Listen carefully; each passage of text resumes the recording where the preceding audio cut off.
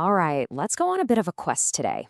Welcome to this explainer, where we're going to dive into a gamified roadmap that is completely designed to help you conquer financial insecurity. Look, if you want to build lasting wealth, but you want to do it without that constant nagging feeling of overwhelm about where your money should actually go, well, you are in the exact right place.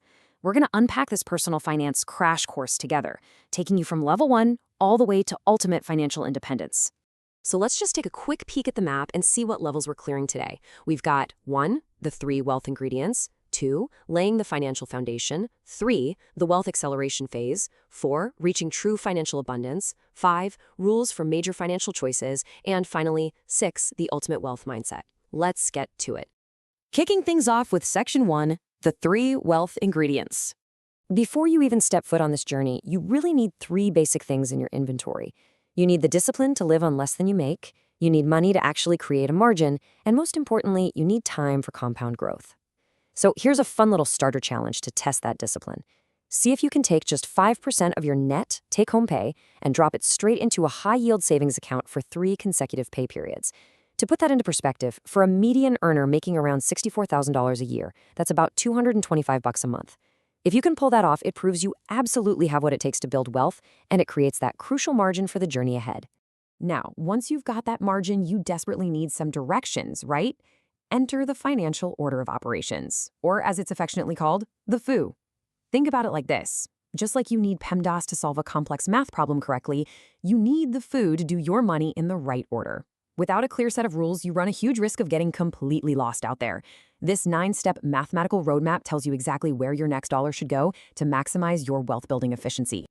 Moving right along to Section 2, laying the financial foundation. Okay, the whole point here is surviving the early game, which covers the first 4 steps. Step 1 is covering your highest insurance deductible in liquid cash. This keeps you out of the ditch if life decides to throw an unexpected boss battle your way. Next up, Step 2. Get your employer match. You guys, that is literally free money, an immediate 50 to 100% return on your investment right out of the gate.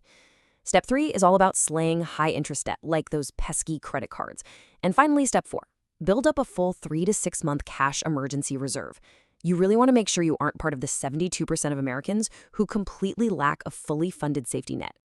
And honestly, this perfectly illustrates why high-interest credit card debt is absolutely your fiercest adversary in Step 3. Let's look at the math. If you invest $100 a month at an 8% return for 5 years, you're going to build up over $7,300 in wealth. Pretty great, right? But if you take that same $100 and apply it to an average credit card balance of $6,700 at a 23% interest rate, man, your debt actually grows to over $10,000 after those 5 years. It's wild. Compound interest works against you so aggressively there, creating this massive $17,000 swing. When you look at a staggering $17,000 swing, just because compound interest is working against you instead of for you, you really have to stop and ask yourself one fundamental question. Are you a builder or are you a consumer? We obviously desperately want you to be on the building side of that equation, and that's exactly why eliminating that toxic, high-interest debt is an absolute priority in laying your foundation. Now, when you actually go to attack that high-interest debt, you basically have 2 main weapons in your arsenal. You can use the avalanche method, which is heavily math-focused. You tackle the highest interest rate first to literally save yourself the most money. Or you can use the snowball method, which is way more behavior-focused. You tackle the smallest balance first to get those quick, satisfying psychological wins. So which one's better? Honestly, just know thyself. Pick the weapon that's going to keep you motivated and strictly on course. All right, let's level up. Section 3, the wealth acceleration phase. Now that the scary stuff is cleared out, you accelerate your wealth by hitting Step 5, maximizing your tax-free investments. We're talking about utilizing triple tax-advantaged health savings accounts and funding your Roth IRAs where the growth is yours, completely tax-free forever. It's incredible. Then, in Step 6, you double back to max out those employer plans, sheltering large sums of money in your 401k. And finally, Step 7 is hyper-accumulation. This is the stage where you kind of hit pause, review your overall progress, and optimize how your investments are structured across different tax buckets, especially if you're planning for an early retirement. So there's a bit of a magic target number here to keep in mind. If you're like the typical American and you wait until around age 30 to start taking personal finance seriously, hitting a 25% savings and investment rate across all these accounts is exactly what you need to do. That's the sweet spot to safely replace your pre-retirement income by the time you reach your 60s. Which brings us to Section 4, Reaching True Financial Abundance.